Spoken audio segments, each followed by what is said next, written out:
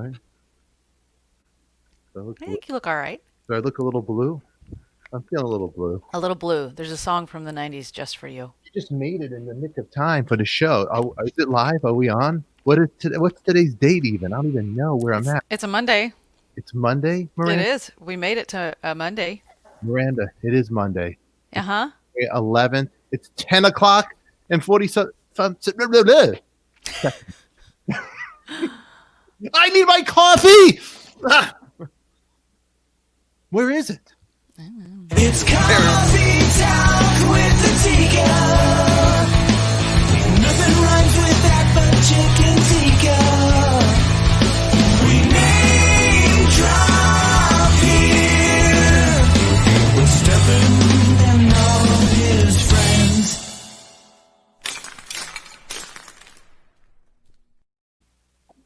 Hi there. We've done 300 intros, and by far that was What's the that? worst. What? That was the worst intro of You're just all weak. You know 300. what? For now, when you act like that, I'm going to do this to you. I just can't. You know what? You walk like you own the place. This guy shows that he's so weak and small, and that's why he'll never have his own show. You know that, Miranda? There it is. Is that his goal? What's that? Yeah. You know, you got to walk like you own the room. You have to. You know, you walk in. If you Well, walk in, I do own this room. well, but yeah, not your but you room. got to. You know. This is the world. This is it. This is YouTube. You know, you show you have heart. You show you're real, but you also show like there's nobody better than you out there. And that's what this show is. There's nothing else better than this show out there. And ladies and gentlemen, there he is. Everybody has a runt of the litter. My runt is Corey Levington. Hey, Corey, how you doing, little Corey? There is no one better. What'd he say? Hey, what's that? The world will never know. I There know. is no one better than me, and I don't want to do my own show. He always says that. Aw. Corey Levington, we're trying to figure out ways to make the show better and make it grow because everybody, there's the subscriptions. I got to first of all say one thing to everybody out there. The numbers are growing, and I want to thank you all for being a part of this show and making it grow out there. You know, all you people out there, I see you guys all out there. The Colonel, that's my man. Knuckles to the Colonel. Yep, that's right. You got Johnny B. You got Reverend Jenny. I see you guys out there. Lovely, lovely people out there in the morning. How you guys all doing this fabulous Monday? How's the weather by you? It's a little rainy by me, but I'm okay. Hey, Audrey, how you doing? There's Steve. There's Chris. Chris says hi to Johnny. Johnny says hi to the Colonel. Colonel says hi to Reverend. And also Stefan says hi to Wendy Krause. Alrighty. Everybody, we're here. Good to see you all. Corey Levington. We're looking for new guests. And we've been working our minds over the weekend. And also, little Oive, I think, is not feeling so good. Had to talk with him. Not feeling so good, the little guy. So let's wish him a lot of, I think he has a little fever this morning. Got a text. I think he'll be okay. So, what could he take for that, Miranda? A little fever? A little fever. You don't take anything. You let it ride. What do you You let it ride, huh? Mm-hmm. Aw. You take a nap on the couch while watching bad television, but otherwise, you don't treat fevers unless they get over like 101 or 2 because you want them to do what they're supposed to do, which is, fight what they're fighting. Fight what they're fighting. Look at the Colonel. The Colonel's out there right now, naked, making snow angels. It's a little snow That sounds falling. real cold. He's out there doing this. Colonel, send us a picture. We'll post it. We'd love to see it. He's a great Can't guy. wait. Colonel's the best, I love him.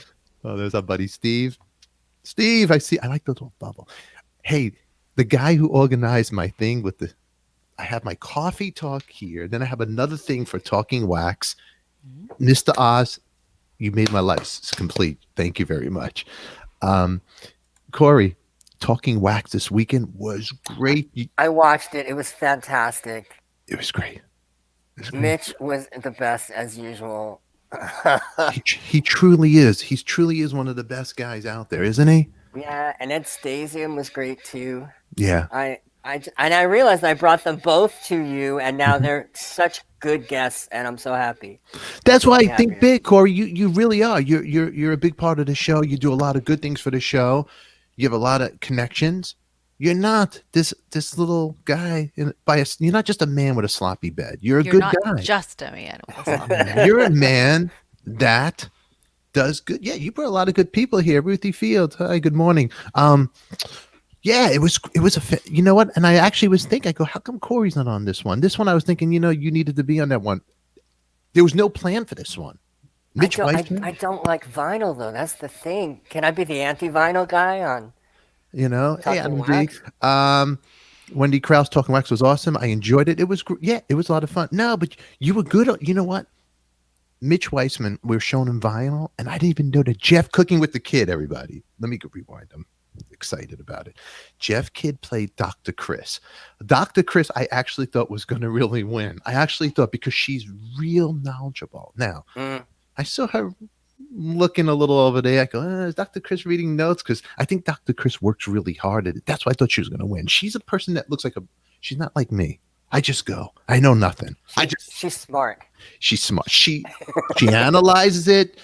She writes it out. She knows she has her pitch down. Now, ADIKA, if they're playing me, I'd be like, blah, blah, blah, blah, blah. I'm not. Blah, blah, blah, blah, blah, blah. But I pulled out the record, the Beatlemania one, which Oive and Mitch Weissman both got to me, and then Jeff Kidd pulled out his. I have a promotional copy at the Black Label. I thought that was interesting. We were just talking, and I go, oh, let me just send Mitch a link. He wasn't prepared to come on the show, but man, for me personally, the Beatlemania thing is touches a spot. There's a spot in my heart because I was 10, 11 when I saw the show on Broadway. And here I am holding the record with the actual playbill. I still have it from when I'm 11 years old. My little ADIKA writing. I want to be a Beatle, and I retrace it. It made me, that episode actually made me look up The Kids Are People Too, where Mitch sang yesterday, and I was watching it, and I know the guy now. Mm-hmm. I know he's a putz, but I watched it, and I went, oh my God. Oh my God. Great. It's funny that you did that. So afterwards, I do the descriptions, and I'll put everybody's links in there. So if anybody is looking at this show, you can follow all our links and click on it.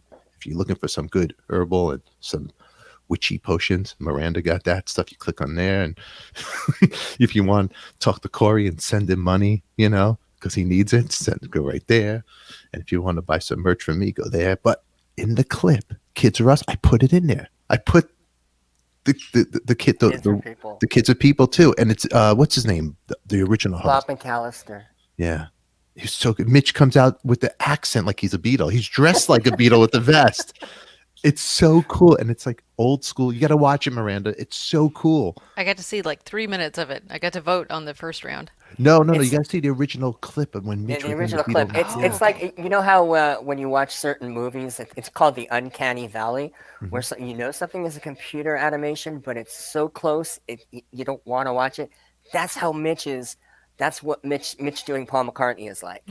It's like, I know that's Mitch, but Then that's I will. Paul. I'll go I find know it that's and Mitch, watch. but He's watching. Hey guys, just stop by and say hello. And Hi, you're talking Mitch. about me. Are your ears burning? Because Mitch to me is a total. I'm going to bring Mitch on this week because he's working on something he wanted to talk about, promote it. So Mitch, just let's talk. Call me and we'll put you on a date to talk. He did something for charity and he wants to talk about it really quick. So.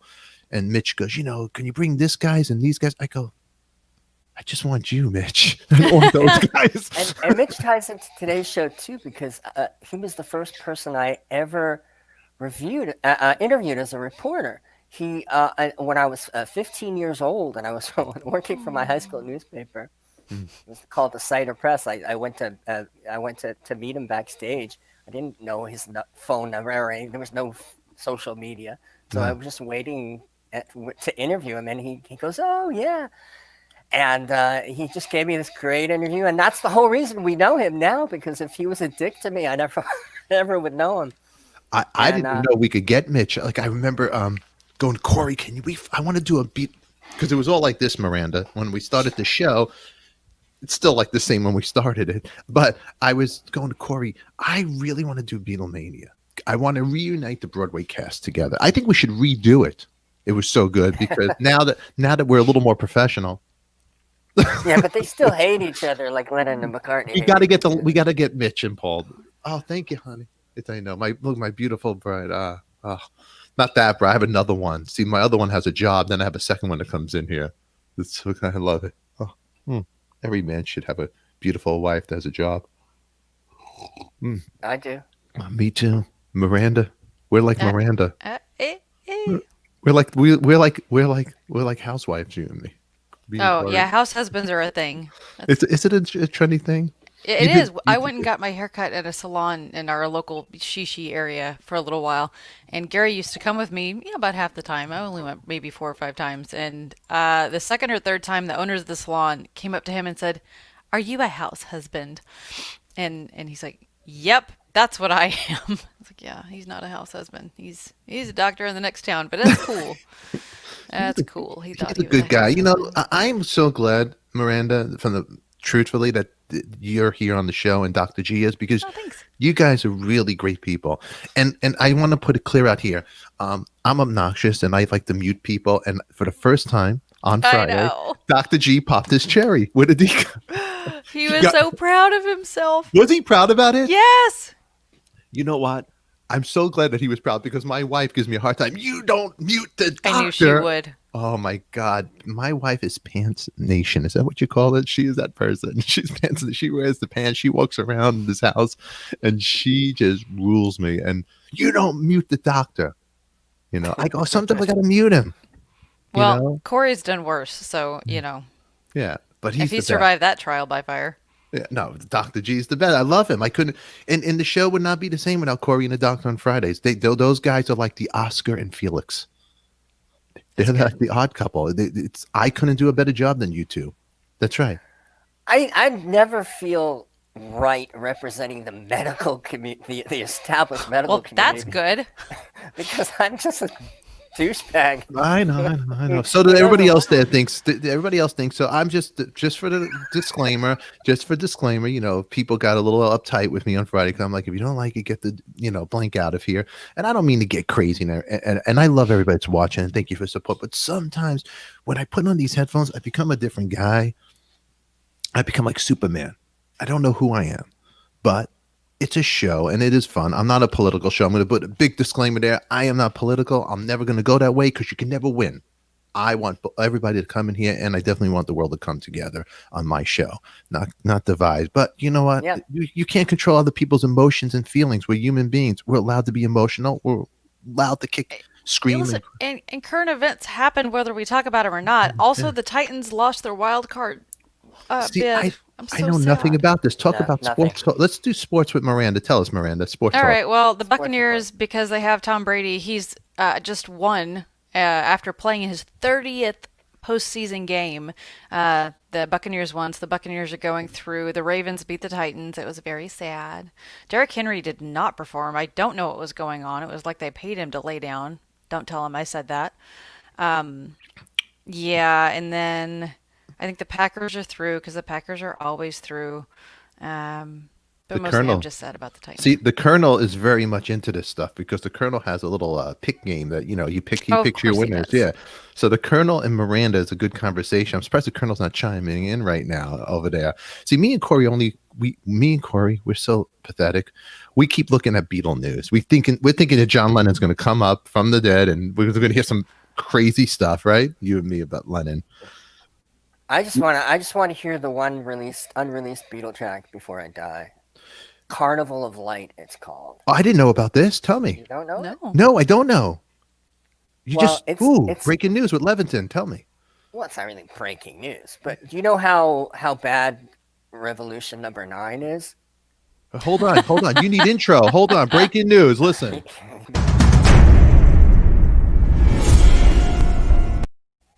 Thank you. All right, let's go. That was an amazing intro. An amazing news piece. Okay, so Revolution number 9 is the one that everybody always skips over on the White Album, and John insisted on having that on the White Album. Yeah. And it's basically unlistenable unless you just want to hear the Beatles' voices. Anyway, so Carnival of Light makes that look like Beethoven. It's just the Beatles shouting things out. It was their first attempt at avant-garde. They recorded it during Sgt. Pepper for an event at the roundabout. Can't remember the name of the place, but it was a hippie event, one of the first hippie events in England. And And so it's them like shouting weird random things. The only thing I remember is Barcelona. They all shout Barcelona, Barcelona. That's the hidden track. Is that it? It's avant-garde, yeah. They were going to put it on Anthology 20 years ago, but George forbid it. George says, that's a piece of crap. So There's the Colonel. There's the Colonel. The Titans ran into a wall yesterday. The Ravens D held Henry in check. See? Yeah. Well, the Ravens QB, whose name I've just completely lost. I mean, he's a Heisman winner, so he's a hell of a quarterback. So it's not surprising that he played well. It was just, yeah, the Titans definitely didn't have anything prepared for their defense either. So that's football, right? That's what I'm still wondering about this Beatles track, but there has to be some Beatle music out there that's. There is. It's not great. They went through the whole archives for Anthology, and the other things that they have are people who recorded things because they happen to be somewhere in a moment. But those recordings are always the quality of it. They're awful. Yeah. So I want to know. Yeah. It's probably better than what people are putting out nowadays. The kids these days. Hush. Yeah, it's just that the quality is so bad, and you can barely hear. Lamar Jackson, thank you. Guitars. Say that? The Colonel, say that? Anything with the Beatles, any picture that I get to see, I love it. I still want to see that Let It Be movie. So now, Corey, you have so many different stories. Did you know, Miranda, Corey did an interview, a Snuggable, with some guy in Vegas, a muscle guy and a hairy guy? That's something that Amber found on my website, which is only Did you know about this, Miranda? 1/10 done. Absolutely not. I mean, I haven't researched Corey, no offense, but why would I do that?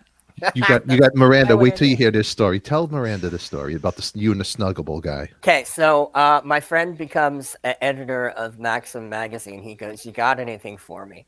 And I was on Facebook that morning, and I saw a story about cuddling parties and men who advertise their cuddling services. And it's like, oh wow.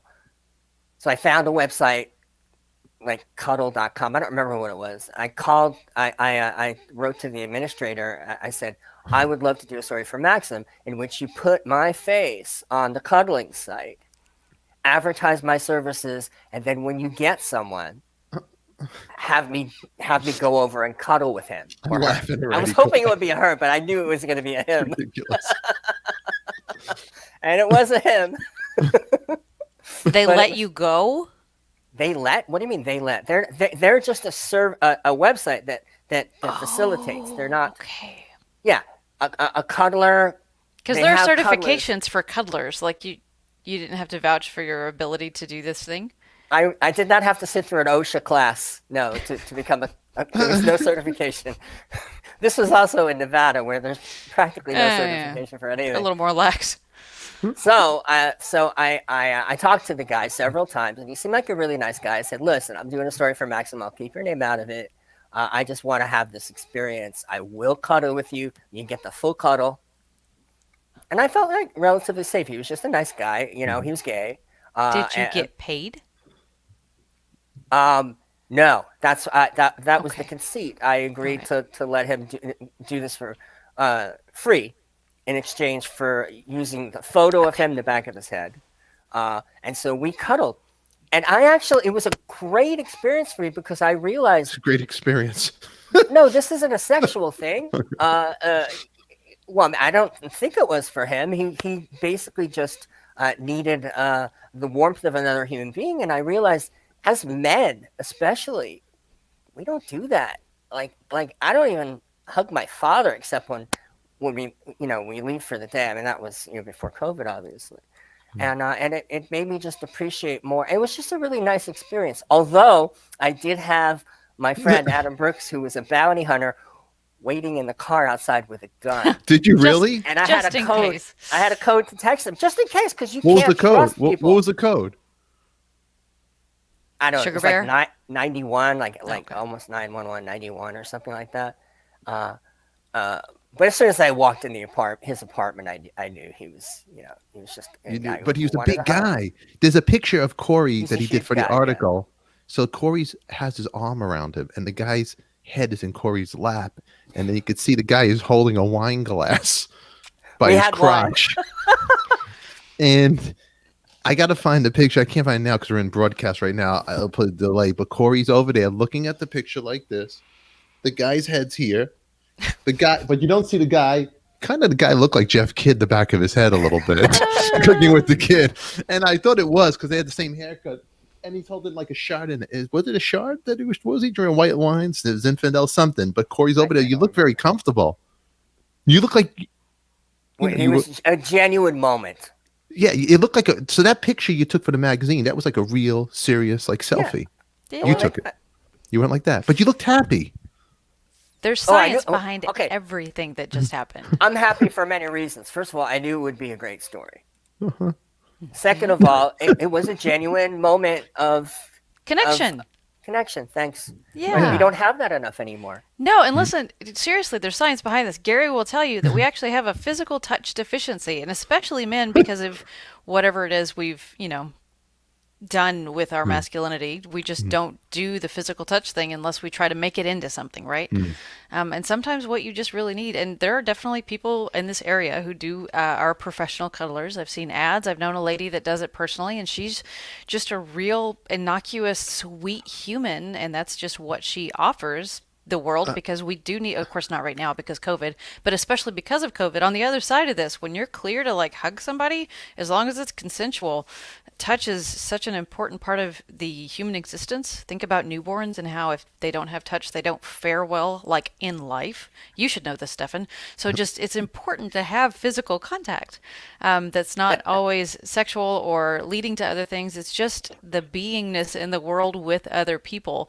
There is a touch deficiency, so love the ones you can while you can. And Corey, I'm really glad you got to have that experience. Well, yeah. Well, the things that I wrote about for articles, and I've done a lot of crazy shit. I wouldn't exactly call them experiences because half of me was going, "Oh shit, this is going to be great to write about." But I really did get even half of that experience was great. It had a happy ending, right, Corey? Mitch Weissman says it sounded like a date. Mitch, you're just jealous. You know what? I think it's cute, Corey, and I think it's a good thing for the Patreon. I think you should have a cuddle zone, like where you do a virtual cuddling. Why not? I think it'd be a great thing, a virtual cuddle. Virtual cuddle. You know what? For $10, we get there. It is. We get Oh my there. gosh! There's the picture. Aw. He was a nice guy. That's the lotion in the background that really just He sets has it no off, though. socks on, Miranda. Look at that. The socks, they're very comfortable with each other. There's no socks. Oh, but Oh, I'm on a drink now. Well, you know what? I want to talk more about that one, and we got to get that guy on here. But in the meantime, we got a great guest coming on here. The man was seen on The Tonight Show, Jimmy Fallon, as seen in. He's a friend of Corey's, which it's very rare that Corey even has these cool friends. Because, Corey, you have a lot of cool people you've been bringing to the show. But, Corey, no one's better than you to introduce Lenny here. So go ahead. Well, Lenny and I went to high school together. So yeah, Fallon, Letterman. He was on Louis C.K.'s show. He could usually be found at the Comedy Cellar when the Comedy Cellar isn't closed for 11 months in the pandemic. He's way more successful than me. Please welcome funny man Lenny Marcus. Lenny, welcome to the show, buddy. Hey, Lenny, how you doing? Good. How are you guys doing? Doing very good, very good. I like the fact that you're employing Corey. That's good. You know what? If you want to call it that, Lenny. Is that what we're doing? Hey, I got a guy for you.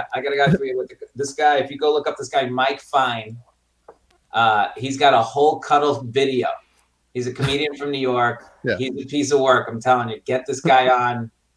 He's got a range of stuff that you want to talk to this guy. But one of the things he did this cuddling thing for a while, and he did over 10,000 of them. Wow. Really? You might want to find this guy, MikeFineComedy.com, and it's his video. It's like Cuddle Star. He's a piece of work. He must have done well. He must have done well because it was like $250 a session that I passed up just to write the article. I turn on the video and I'm like, okay, what's this going to be? It's just 50 minutes of him hugging this girl. Really? Yeah, Carl, that's not a test of your cuddling ability. So you mean on YouTube, it's just 50 minutes of this guy just snuggling? I think you have to buy the tape. I don't know. I mean, I'm telling you, go find this guy. All right, look, he's a dick because he passed up all the guys. He just accepted the girls. That's not a real cuddler. I'm a real cuddler. I'm just saying on the tape, it's one girl, 50 minutes of cuddling. You know what? Let me look at this. Joanne's even over here. Look. You know, Corey, I'm very you know what, you really, Corey's a team player. Whatever gig he's in, he goes the distance. He'll cuddle, he'll do anything. You know, he'll do anything with you. You know, Lenny, did Corey cuddle with you? I just want to know. I would like to. I hadn't seen Corey since high school, since the day I left high school, and then around, Corey, what year was this? 2006, 2004. Oh, this is a funny story. One of the first gigs I ever got, like big gig, was this. Remember when TBS came up with Very Funny? That was their slogan for a while. TBS. Yeah. When they launched that, it was launched at the Las Vegas Comedy Festival. I want to say either 2000. I want to say around 2004. Is that right, Corey? About 2004? I think it was 2006. 2006. Okay, so I get to go out there and do this like bizarre trade show thing, game show with two other comics on a rotational basis. Everybody did like a 4-hour shift. So I'm in Vegas. I've never been to Vegas. So I'm having a time of my life. They're paying me great. I'm staying in Caesar's Palace. I almost flooded the jacuzzi in my hotel room within 8 seconds of this place.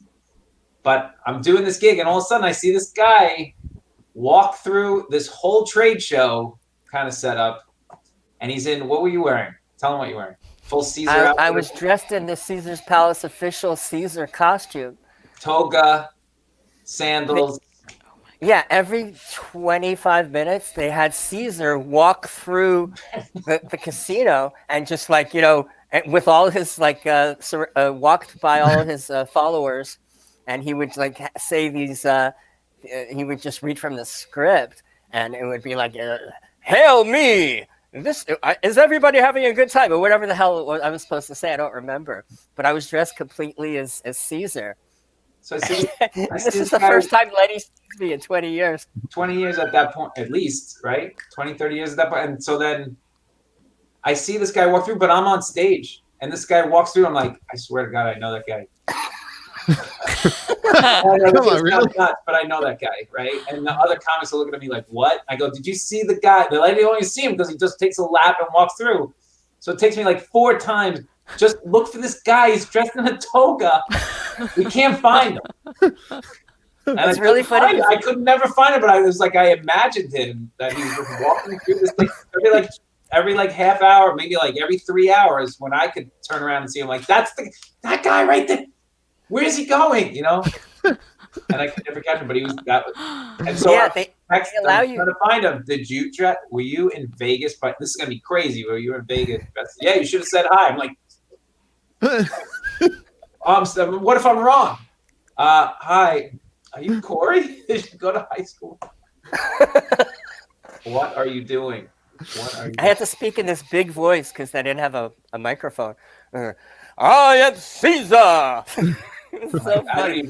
Should I bother him? You know, I sit there. Should I bother the guy? The guy's working clearly, and I know he doesn't want to be spotted. You know, anybody's done a weird gig doesn't want to go, hey, how's it going? Yeah, I'm in my toga outfit doing that.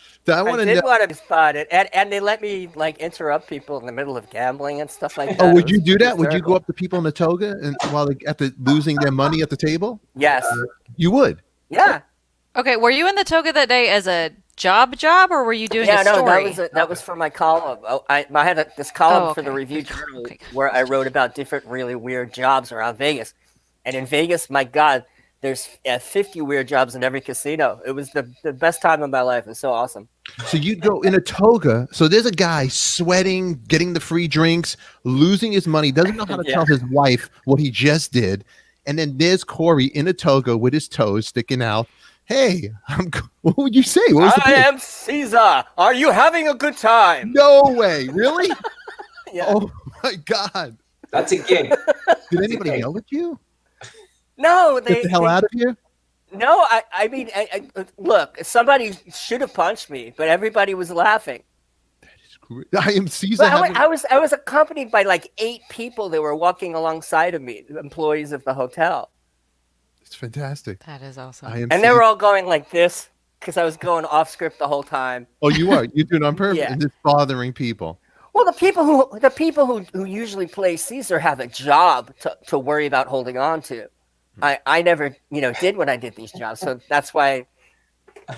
And I wanted to make them laugh as well as the other people. The Ruthie Fields is laughing. The Colonel's been there. You could have come across the Colonel. Then I'm Caesar. You want to snuggle? No, it's more like, I am Caesar. You might have thought I was taller. More like Sid Caesar. That's great. So I want to know about Lenny. How did you get into the whole comedy thing right now, man? Well, I got out of school and I was in the computer programmer business. I worked for Ross Perot. Remember him? Oh yeah. The His ears. company that made him all that money, Yeah. which he sold to GM before he ran for president. And then I didn't want to do it anymore, so I just started going to open mics and stuff like that. And the rest is history, I guess. Did you Got just walk away from just your job? There and just, was a transition. I stayed there, and then a lot of late nights. Then I had him transfer me into Manhattan. I was working in like the Midwest and Jersey. I kept getting closer to New York, back home, and then I transitioned to the city. And then I would work during the day and go out at night. And then eventually I left, like 2000. I think the end of 2000 was my last year. Picked a good year. You to also leave. have this other really cool job that freaks me out that you have this job. Tell Stefan about it. The Leslie one or the Giants one? The Giants one. The Giants one is I'm a statistician for the New York Giants. oh wow. Yeah. He figures out the numbers. On game day. What do you do? I don't even have enough of a mathematical brain to know what you do. Yeah. Well, there's a system.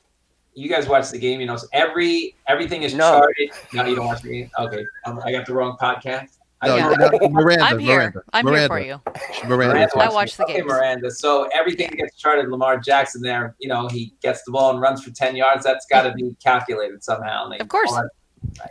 So all those stats get done via computer now. Mhm. And I'm one of the guys who put that in the computer on a game day for the Giants in the press box. Awesome. Wow. So you're the Wow. guy that's there the second they break a record because you've been, tallying. Sometimes that stuff's got to pop up on a screen somewhere. Yeah. But yeah, the database will come out. But the game itself, what's happening that day, yeah. You Wow. have mass information. That's good. I'm glad you're there. Yeah, So we Lenny, watch a lot of football. If people could have seen go back in time at like A Christmas Carol, and they could have seen us both in high school, the safe bet would be that it was somebody like me, the loser who gets picked on, thrown in the dumpster, and beaten up in the sandbox by Debbie Lee in 5th grade. Do you remember Debbie Lee? I don't remember Debbie Lee, but All right. I did remember you getting beaten up a few times. You Thank do remember this? Oh yeah, he was picked on a lot. I mean, he is the Yes. exact same size he was probably. Did you doubt the story, Stefan? I just like having a witness now. That Oh, okay. there's a He witness here. looks exactly the same. I don't know how to say this. He had glasses sometimes, but he looks exactly the same. No. He's just tall. He's just older and taller, but it's the same face, the same hair. Is he same real? thing. Is he really taller? No. I mean, he's relatively taller than he was as a child, but he's the same relative tallness to normal people. Yeah. All right. But my point is this. Lenny was you were a very likable guy. Like there was no group of cast of people that did not like you. You played basketball. You were just this laid back, really nice guy. I was the guy who got picked on. You would think that I would be the guy to become the comedian, not the guy who everybody likes. It really doesn't make sense. Doesn't make sense, huh? I Yeah. just always wanted to do it. That's Yeah. all it was. It was all I wanted to do. I didn't want to go the A route, which was like get a job, get married, have kids, get the gold watch. It's over. I just didn't want to. I wanted to do something else. And believe me, Corey will tell you, all those things are true, but there was not a creative. You didn't see me in any high school play. I was playing ball, and but not good enough to be on the high school team. So I was always just running around and having like the wiffle ball life that every kid at that time did. And I don't know. My mother was shocked when I got on stage.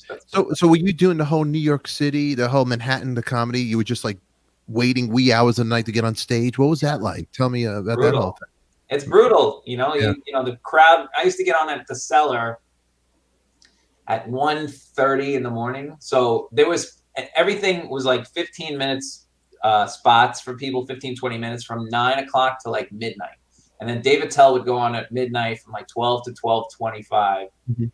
And then at that point, all the new guys would go up. She would book people from like 12:25 to 12:35, 35 to 45, and would go around the clock till about 2 in the morning. So after Attell would get off at 12:25, the crowd would get up and leave. That was it. So that you'd get about 20 or less people in there. I used to bomb so bad. I used to say you could smoke back then in the clubs. I used to bomb so bad my joke was you could hear the smoke coming at me. That's how bad I would bomb. And more than a few fights with audience members. More than Yeah, really. oh yeah.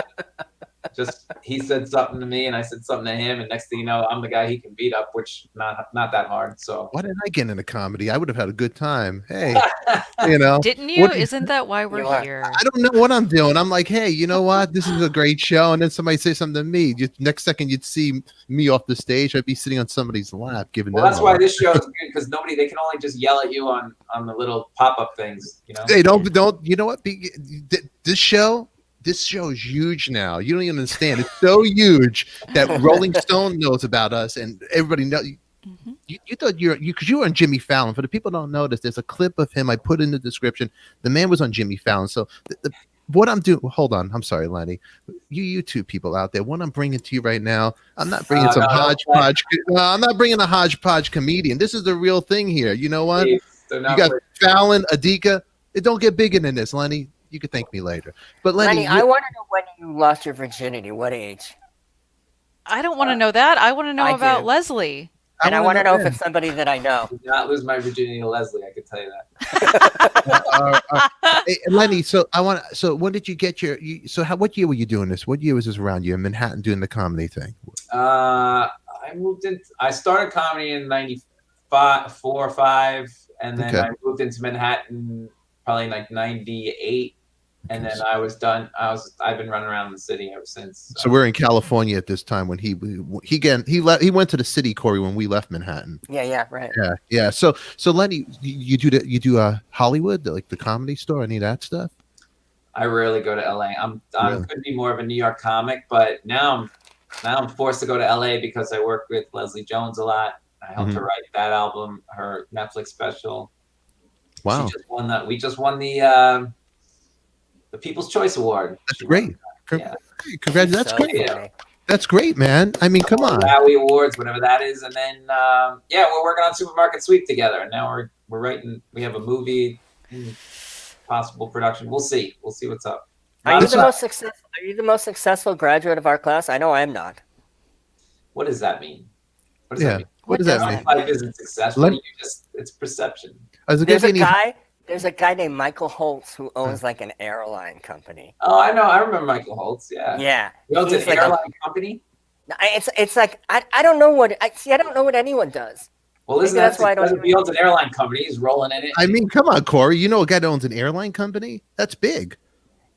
It's a company that puts people in seats better than the airlines do. You're making it something sound like like the that. Odd Couple when the Jack Klugman, Tony Randall on that flight. You know, come on. so many kids we went to high school with are lawyers. And, Yeah. I mean, what is successful, Corey? Money or fame? That's right. Well, Look- it's true. Neither. I actually was going to be JFK Jr.'s classmate. My parents had paid for the registration at NYU Law School and everything. And then Chris Larkin died, our good friend. And that's when I decided he had an open casket. He died of bone cancer 6 months stop. after Oh, man. contracting it. But his skeleton, because he had an open casket, looked at me. And I've told this to his mom and his sister and said, asshole, what are you doing with your life? You're a writer. Go be a writer. This could be you. In Yeah. 6 months. I And thought you didn't that's listen why to I did dead it. people. yeah, I thought you don't talk to dead people. Well, this one Calling I you knew. out. I can't. what I I can't handle him. Let me mute him. Look at this. I can't handle him. Look. This Look. is Les- why he got thrown in a dumpster. I can't. This This, is why. I had to mute him. Look, Lisa Keene goes. Leslie Jones is so funny. She is. She's so funny. How did you hook up with? How'd you How meet did? her? Yeah, this is the I met story her I at want to hear. I met her at the Comedy Cellar in between. She had moved to New York, so I never would have met. We were living like parallel lives. You know, she did comedy, I did comedy, and then she came to New York to do Saturday Night Live, moved here to do the show, and then when they're on hiatus, she decided she was going to come down and do some spots. So I would see her year after year, but then she would go back to the show. Little by little, we kind of got to know each other. And then one day I was watching down at the Comedy Cellar. You got to be a Yankees fan because the booker is a huge Yankees fan. Oh, really? So we watch, Esty and I watch Yankees ad nauseum. I mean, we drive people crazy just watching Yankees. And one day Leslie was sitting at the table just with us. And she looks and she goes, I can get good tickets. And I know exactly what those tickets are. The SNL tickets, Lauren's tickets, if you don't know this, are right behind the plate. You could see Lauren right behind home plate. And like every once in a while you would see a cast member there or a friend of mine there. I'm like, how do they know Lauren to get those tickets? I was like, I will go to any game with you. I know those tickets. And so long story short, we went to a game and we hit it off and we've been together ever since. Wow. So so here's the thing, to pay her back for getting me those tickets, which is like the dream of mine. She would come off at the Comedy Cellar one day and I came up and she's like, oh, hey, I go, you want a couple of lines? And I never do that. It's like, you want a couple of jokes? I think I got some ideas for you. And she's like, yes. I was like, really? I thought she was going to punch me in the face. So, because nobody really wants to be told, hey, I got a joke for you. I got a line for you. Some people are very private about it. I know I am. I'd be like, okay, go ahead. Yeah. I've been given so many bad lines over the years. But I gave them to her and she loved them. And then she went up and turned it around like minutes later around the corner at a different club and same club, but a different room. And she's like, okay, who are you? And where did I find you? And then we've been together ever since. So we produced, the last thing we've done is Supermarket Sweep. You guys watch it? Okay, I watched that when I was a kid. I'm excited for the reboot. I have not seen it We yet. just finished season 1. Where have you been? Every Sunday I have a 2.5-year-old. Get her. Sorry. But I can catch. Can I catch the repeats? I have a 2.5-year-old. Oh, great! They should meet and play. It's on Hulu.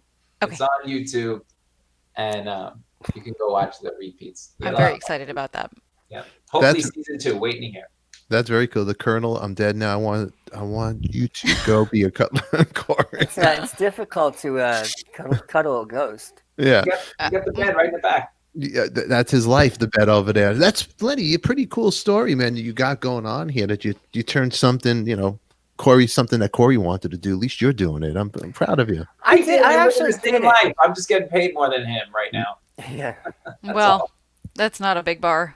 I did it in I Vegas. guarantee you he'll tell you, Corey, you tell me you're happy. Come on. I mean, you picked the right thing to do. You could be working. What are you doing, Corey? What are you doing? Lenny, I am never happy. I can vouch for that. Really high level up. No, but I did comedy. I did comedy in Vegas. I did it as an article, and I opened for Bobby Slayton. And of course, I bombed.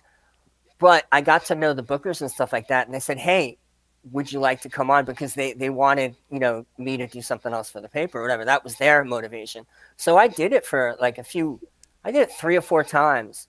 And I didn't really like it. Maybe I didn't do it enough times to grow to love it, but I didn't need the laughs in order to have, to have my self-confidence boosted. I like being on Facebook and getting those kind of, oh, funny. You like the aggression on Facebook. Hey, Corey, I think your wife has No, a question. that's only recently. I used to actually be a funny guy on Facebook. Hey, Now, Corey, your wife has a question for you. are you doing any virtual comedy? No, that's for Lenny. Oh, Lenny. Oh, I'm sorry. I did a couple. It doesn't do it justice, but I'm in pre-production for the. We did pre-production for the show on Zoom, and then I had to go out. Well, I did take a private plane to LA with Leslie to do the show, and then came back, and then we're in pre-production now for other things. So, Gotcha. It's okay for now, but it would be really nice, Joanne, if it opened up again. Yeah. How about Joanne also wants to know, who's your comedy idol? Great question, Joanne. Seinfeld, and I love Seinfeld. And Have you met him yet? A few times, and he wasn't real nice to me a couple of times, but now Really? he's a fan of mine. Yeah. Wait, hold on. So when you first met Seinfeld, he wasn't nice to you, huh? I got to Well, hear I that. get so nervous, like I shouldn't be nervous at this point. I've met everybody, but Yeah. the first time I ever met him, I was actually hosting. So this goes back 15 years, and I was hosting the show, and he walked in to do that movie, Comedian. Remember that movie, Corey? Yeah. So he was filming that movie, the crew's there and everything, and I have to bring him up. And what does he want for an intro? You know, I don't know, but you got to ask. You have to ask. You have to ask, yeah. Does he want the show? It was in the height of the show. Were you just finished the show, or at the height of the show? Yeah, right? just finished. You want right after the show ended. You want me to bring you up with? You've seen him on it tonight. You want me to bring you up with? I go, this is going to be I look right at him and I go, this is going to be the dumbest question I've ever asked, but what do you want for your intro? And he just looks up at me and goes, this might be the dumbest question you've ever asked. Come on, really? That was one. So I bring him up. He goes, whatever you want. I bring him up and I go, you've seen him on one of the funniest television shows of all time. You've seen him on The Tonight Show a million times. This guy's probably the reason I do comedy. Jerry Seinfeld, right? He walks up, grabs the mic, and goes, I'm the reason that guy does comedy? Who knew? Who knew? You shit on me twice in 5 minutes.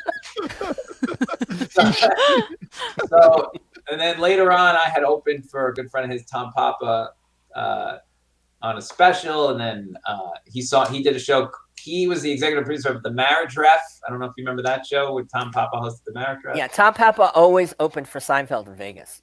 That's right. So I helped like that for Papa sometimes back then, and now I know Papa officiated my wedding. I know Papa really well. So Papa's brought me along on certain projects, like I did The Marriage Ref with him. So I got to meet Jerry more than that. So he really liked me from The Marriage Ref. And so we get along okay now. So now you and Jerry, okay? Does he ever I say? don't know. I still get real uncomfortable around him. I don't know. Do you? Can you ever address it with Jerry? Hey, Jerry, remember when you crapped on me that one time? I was like, it's like, hey, Jerry, huh? It'd be funny if I told him now, but Yeah. You're also really tight with Colin Quinn, and I'll tell you a story I didn't tell you. I go to see Lenny at the Comedy Cellar about 10 years ago, and he introduces me to Colin as his high school friend. So Colin follows me into the bathroom. I'm peeing in the urinal. He goes, listen, what's your name? Corey, tell me every embarrassing thing about Lenny Marcus that you know from high school. Tell me it now before you leave the bathroom. Really? And you're peeing in the stall. I'm peeing. And he's whispering in your ear. He's in my ear. He's actually whispered in my ear. Well, while you're holding yourself in the stall. Because every night after the show, they would gather at the Mediterranean restaurant upstairs, and they would share a table, and they would all bust balls on each other. And Colin obviously wanted some fresh material. Now that I know that, he is evil. They are evil up there, those people. Yeah, comics are evil. Don't get it twisted. I love them. You know what? So what happened? Did you give him some stuff, Corey? Lenny was just this nice guy who played basketball. Colin was so disappointed. Oh, I really? had nothing on him. Is that what you said? You go to, and did you give him the Jewish shrug? He's just a nice guy. He thought I was protecting Lenny. I wasn't. There was Corey would have sold me up the river in 2 seconds. I know, Lenny, you do seem like a nice guy. It doesn't seem like, he's like a real smooth people love to find some stuff and rip me apart, Corey. That's what I do. I can't even pick on Lenny over here, but Lenny, you could help me pick on Corey today. I want to meet these women who threw Corey in the dumpster and all that good stuff. We do need to find that girl. See, I would have took the Jerry Seinfeld thing a little further. I would have probably went up to him, hey Jerry, after knowing him, and now you're writing with Leslie, and hey Jerry, remember the time you hocked me China go over here? What's up with that, huh? I'm trying to do right. I would have busted his balls. I would have. I'm trying to get where you're at. All right, Corey. Let me give you this story. Am I crazy? Did we take Mr. Hammer's class together? Yeah. Chemistry? Okay. So Corey, I don't have a story here, but I know that Corey. He was a dick. Class. Yeah, constantly. He hated Corey. Go ahead, Corey. Give him Mr. Hammer. He's obviously dead now, and I'm glad. Oh, stop it. Oh, come on, First Corey. of all, Oh, no. Wait, hold on. I had to mute him, everybody. For disclaimer, for the people if his family is watching, I am not responsible for the man over there. Not responsible at all. Thank you for the disclaimer. Yeah. No, he would say, because I had this thing where I would, I was doing journalism back then. I would write notes and pass them to my friends, and so he'd be in the middle of explaining what argon reacts with. And he would say, Mr. Levington, since you know more about chemistry than I do, perhaps you'd like to stand right up here and tell the class what argon reacts with. fucking dick. So what happened? So did you stand up? And, That's did what you take over? Did you take over the class? What'd you do, Yeah, Corey? no, I went up there, and of course, I went. Show I don't me. really know. Well, why don't you know what Archon reacts to? Because I wasn't listening. Well, you need to listen if you want to pass this class, young man. What happened? What happened? Last laugh. We were all dying laughing, and nothing made it us laugh harder than Corey getting reamed for being an idiot. You know, of course. Oh, he still has the same job. Same Corey. thing. Same thing. He Yay. put that in life. Yeah. Corey, you're the best, Corey. Yeah, even it You're all the best. started when you're a little kid. That's why I'm not allowed to call you an idiot off the air because Corey gets mad at me. Lenny, we have this relationship on there. It's great for the show, and I love it. It's funny. I take abuse, but I'm also watching it. I'm thinking, God, that's really funny. But when he calls me off there, he goes, "You're a fucking idiot." I said, you can't do that. What rules? What do you mean there's no rules? Who makes the rules when I call Corey Levington up on the All phone? right, we'll ask Lenny. Who's right? He's too nice. He's not going to tell the truth. I don't know your full relationship, so Miranda could settle this one. I think no, we should not settle this one. They need to work it out. They need to work it out. Here's the situation. You want to know our relationship? I met Corey at Circus Magazine. He had pants up to his nipples. He was a skinny floor shine shoe belt that he wore, like the cheap ones. He was trying to get a job. I looked at him. I was rock and roll guy. This guy looked like a putz. And right at the beginning when I met him, it was meeting your first idiot. Hey, I looked at him like an idiot, but then I didn't get to know him. But there's different versions. We bonded on the Beatles, and he did a Frankenstein makeover with me, which is why I had the long hair and I dressed like my mother. Yeah, but anyway, there's different versions of idiots. So people don't realize what an idiot is out there. There's an idiot who's an idiot, but then there's an idiot who's a lovable idiot, but you're an idiot.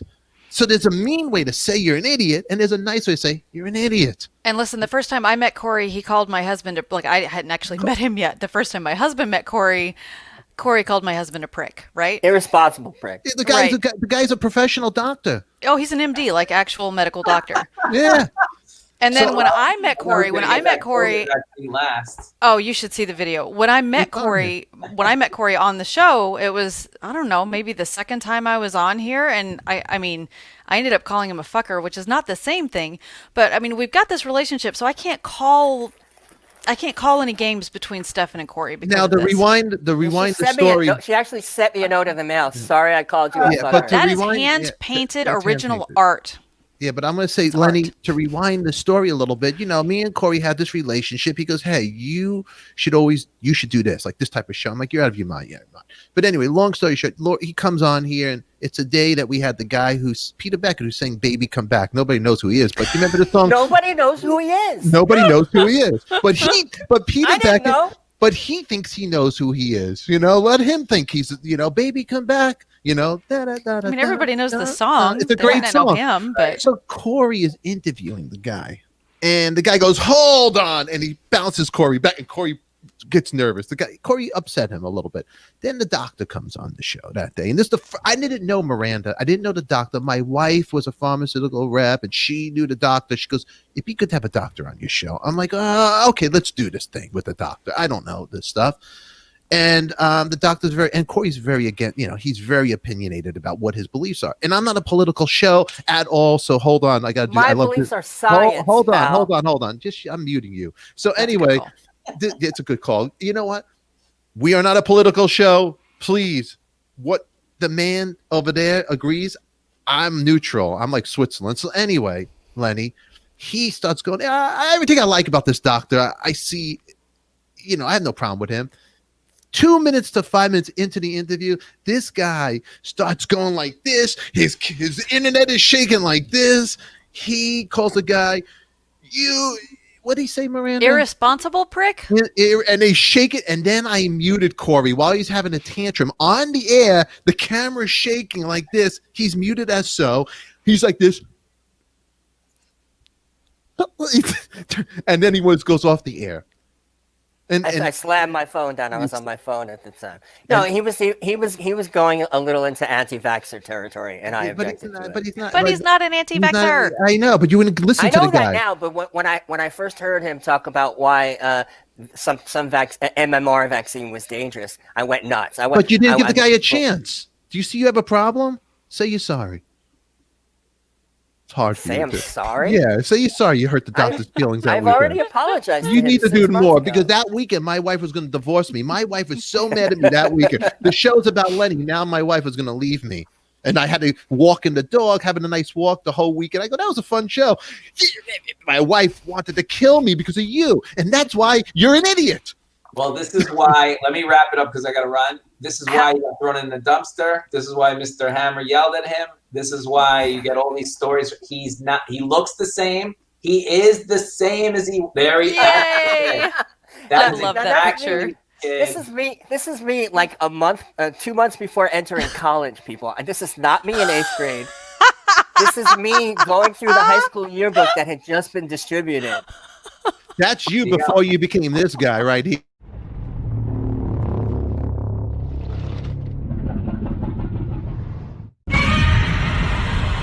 Oh God, angry guy, Corey. All right, Lenny, we're gonna let you get out of here, buddy. Thank you. Thank you, man, for All coming. right. Good here. luck with this guy. All right. Thank All right, you. Lenny. Good talking with you, man. Hey, nice meeting you. All right, Thanks, bye, Lenny. Take care. All right, That was fun. that was a fun time. Corey Levington. I mean, come on, look at us. We're over here, us three, talking about Corey. He's a funny guy. So you guy got a real career, Corey. Yeah. Yeah, he did everything right. He did everything right, huh? How about us? How come we can't get it together? What's up? I don't know. Is it going to happen for us or what? Are we I'm famous still yet? hoping it. Age You know? 55.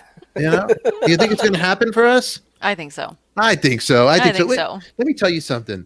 This shorter time, being in the Rolling Stone, the numbers are driving up. It's going to get better. I like having the comedians. I want to get more comedians on the show. You know, I like to know their backstories. I like to hear how they It seems started. like a natural fit. Yeah, it's a natural fit over here. Corey Levington, what you do this weekend before we get out of here?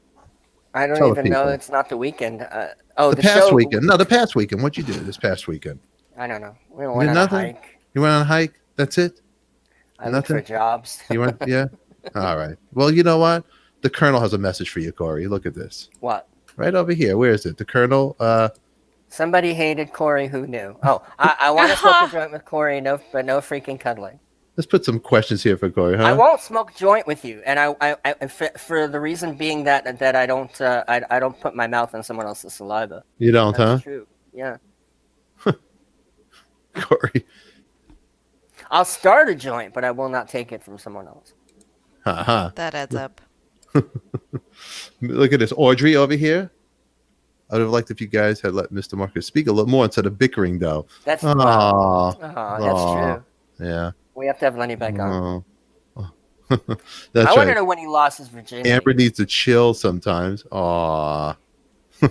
Can't please everybody, huh? I think Amber's good, Yeah. That's right. but I'm friends Aw. with her, so Yeah. yeah. I'm trying to be polite right now. Corey, take over. Mute me. Well, that's our show. Everybody. I gotta be honest with you. better. I can't be nice. I gotta be who I am. It's my show. Again, I'm gonna be the same old guy. I gotta say it. What do you want for free TV? Yeah. There's always that guy with a rock. The colors are changing colors. It's very wonderful. Oh, it's gray. It's blue. Oh, it's Joanne. black. Including my we did saliva. good today. This I was think good. it was a I feel good like, show. I felt a little like therapy. I think so. I think so. I think it's good. I think it's great. God, Joanne, let's see some more of these comments over here. That's my mother's fault What is? that I won't share saliva with Joanne. I mean, won't- I I hope won't you share guys make glass. out sometimes, please. Yeah, sometimes. Yeah, But young. Look, good. Thank you, young. See, I like that stuff over here. I Thank told you. my sister this, and she goes, "Oh my God, I have the same thing." See, what happened was our Jewish mother, when we were 3 years old, said, "Don't ever touch somebody else's glass. You'll get sick." So You know- you do that to a 3-year-old, of course they're gonna grow up fucked up. Yeah. No, You know, that's legitimately good advice.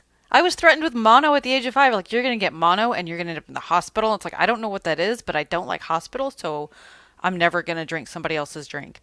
Of course, they called it cooties before that, but at the age of 5, they gave it a name, and of course I you're know terrified. mono was such a heavy thing when I was a kid. It was like, ooh, the makeout thing. Ooh, you got mono? How many boys is that chick kissing? That's what I would think when I was a kid, you know?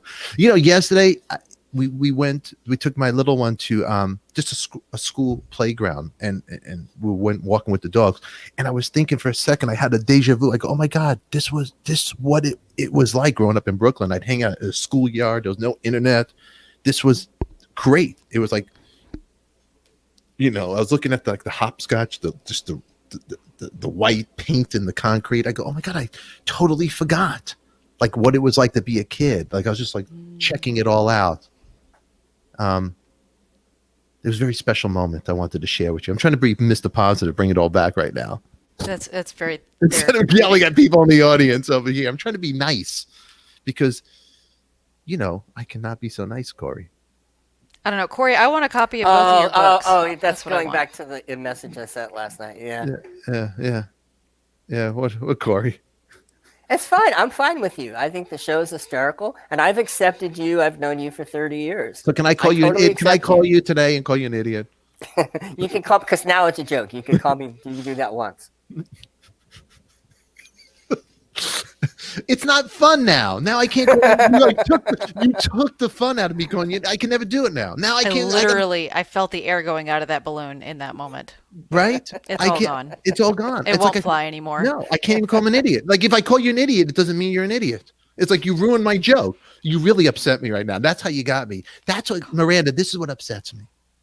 When I get people like Mikey UPS, I love it when he bounces back at me and I'll say, he goes, you're a dick, and I laugh. I love it. But now it's like I can't even be mean because he calls me a dick. And I'm like, God, now I can't be, because he knows he knows I'm joking.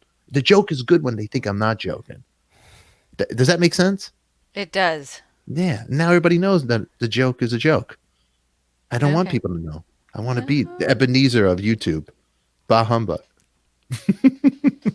Bah humbug. Who do we got coming on tomorrow? Do we have anybody? Anybody know? I don't know. My wife makes a calendar, and I don't even know. Do you have the calendar in front of you? I do have the calendar. Who do Why we have you this not week? have the calendar? It's your show. Miranda, would you share a drink or a bite of food with your husband? All the time.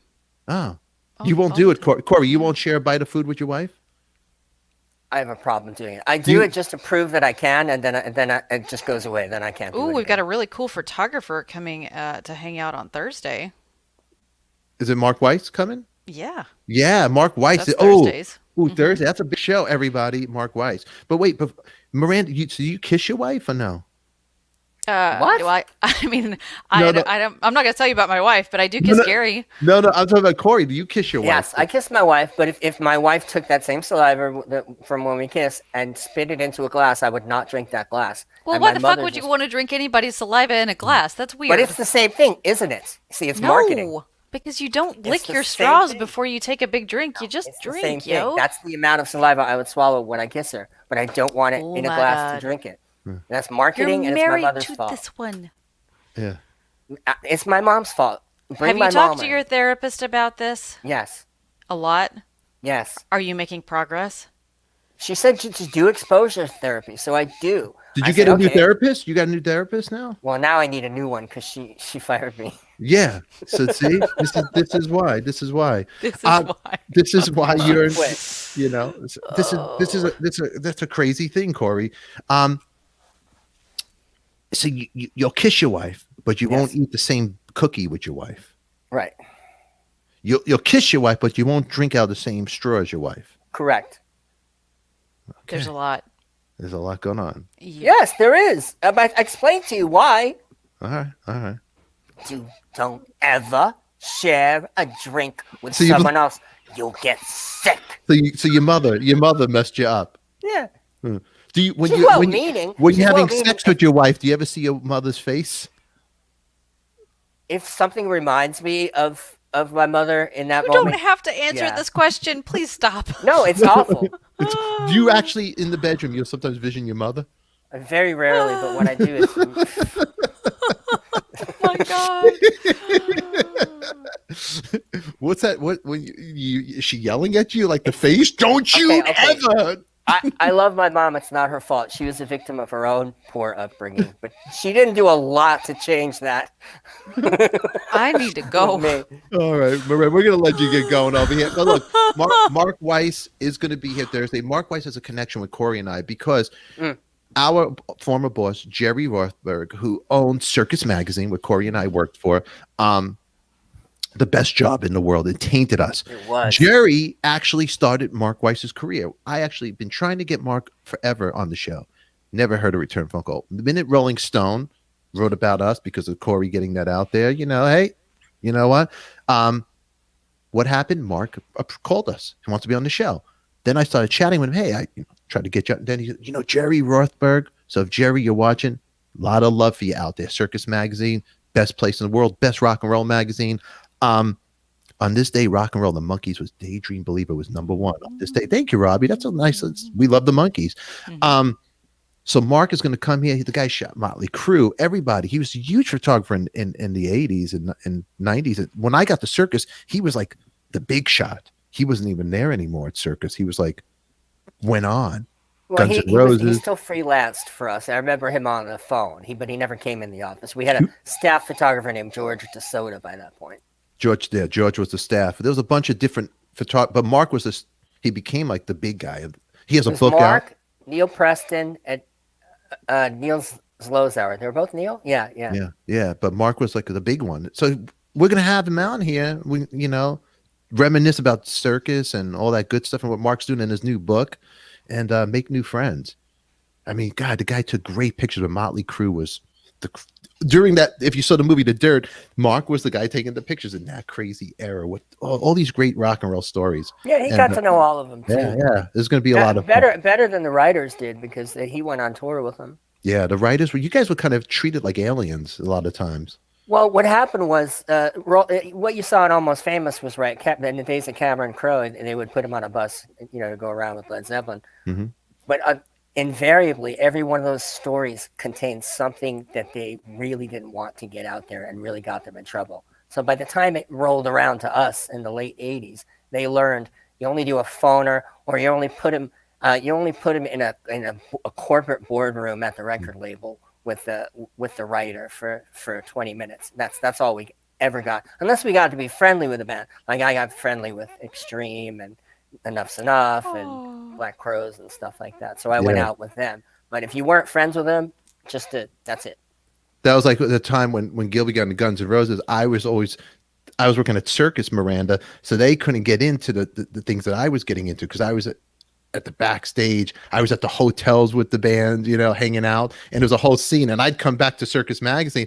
Oh my God, the Royalton, Guns N' Roses, and the whole floor. It was like Led Zeppelin Hyatt. There was like rooms opening up. There was women running in the hallway. There was just things and all these. It was crazy. And then you had more access to rock and roll than we did, and we were covering it. I was walking on the stage right after the Madison Square Garden when Guns N' Roses played on Use Your Illusions. I was on the stage with Gilby and Ryan Rox. We were walking around, and I remember looking at the grill, and I remember my friend Craig, who's a lawyer now, and later on I became in a band with Dizzy Reed from Guns N' Roses. He was one of the keyboard players. There was like a Playboy magazine, something in the dressing room, and my friend Craig the lawyer goes, he takes a look what I took from the dressing room. Oh, I'm like, I go, why would you do that? You're going to embarrass me. So you're backstage and on stage with them during Use Your Illusion. Yeah. George and I were being thrown out of concerts by Axl, who recognized George. No. We went to Alpine Valley, Wisconsin, the opening night, because their publicist, a really cool, oh my God, I forgot her, Bryn Breinthal. She really wanted a piece in Circus, but Axl really hated us. And he hated us, Spin, Rolling Stone. Axl's a maniac. Anyway, so he banned Circus Magazine from coming to the shows. But Bryn's like, that's ridiculous. So she flew us out secretly. She snuck us in secretly. As soon as George stands up, Axl points at him from the stage to have security throw him out.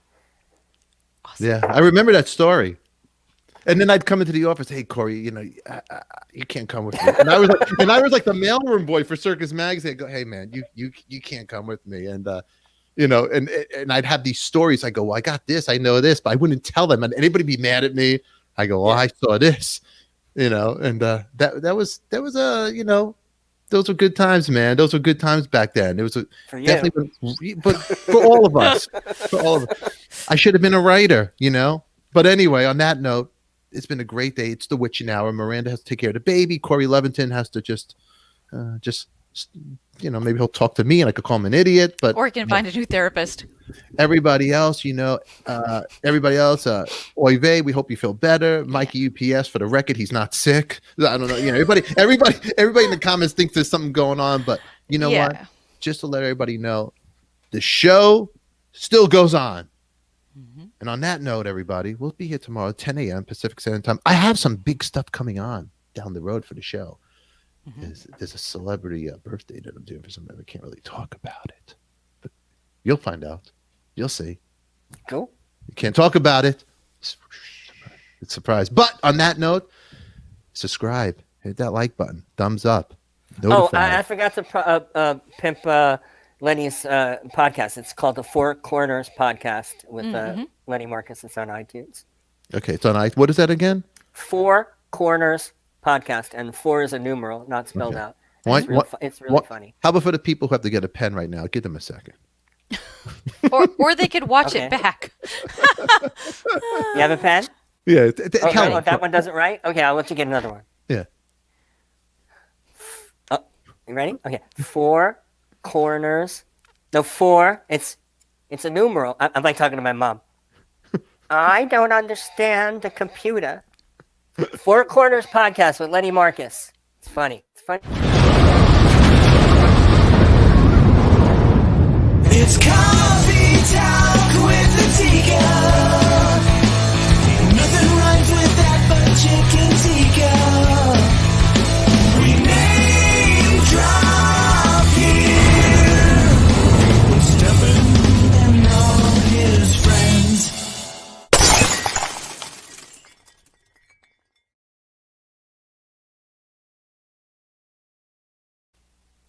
They're still here, everybody. Hey, do us a favor. Hit that button, like it, subscribe to it, and get notified when we come on, because you never know when we're coming on. We don't know when we're coming on, but we love you.